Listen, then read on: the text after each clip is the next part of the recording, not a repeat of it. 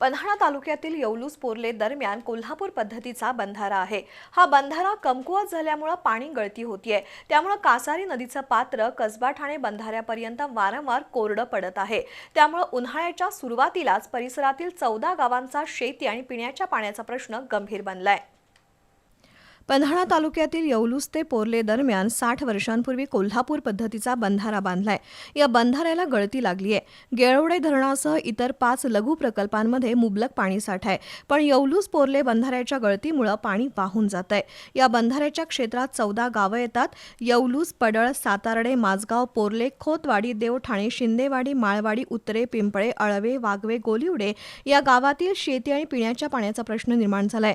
नदी कोरडी पडल्यामुळे शेकडो हेक्टरमधील शेती पिकं करपू लागली आहेत। 3 वर्षांपूर्वी बंधाऱ्याची दुरुस्ती करण्यात आली आहे, पण हा बंधारा 60 वर्षांपूर्वीचा म्हणजेच खूप जुना असल्यानं दुरुस्तीचं काम टिकलेलं नाही। शासनानं या बंधाऱ्याच्या देखभाल दुरुस्तीसाठी भरीव निधी उपलब्ध करून द्यावा आणि बंधाऱ्याची तातडीनं दुरुस्ती करावी अशी मागणी शेतकरी वर्गातून होतीये। येवलूस मधील जो केटीवेर बंधारा आहे तो वीक झाल्यामुळं अलीकडच्या नदीच्या उत्तरेकडील 4 गावं आणि नदीच्या दक्षिणेकडील 8 गावांचा पिण्याच्या पाण्याचा फार मोठा प्रॉब्लेम निर्माण झालेला आहे। याबाबत प्रत्यक्ष पाटबंधारे कार्यालयाला वारंवार भेट देऊन सुद्धा त्यांचं लक्ष नसल्यामुळं गेळवडे धरणातून सोडणारं पाणी धरण वीक झाल्यामुळे निघून जाते।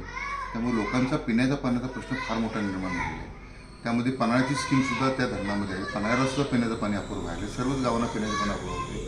तर या संदर्भात शासनाने यामध्ये त्वरित लक्ष घालून एक तर धरण पुनर्दुरुस्ती करावी, अन्यथा नवीन धरण तिथं बांधण्यासाठी निधी उपलब्ध करून द्यावा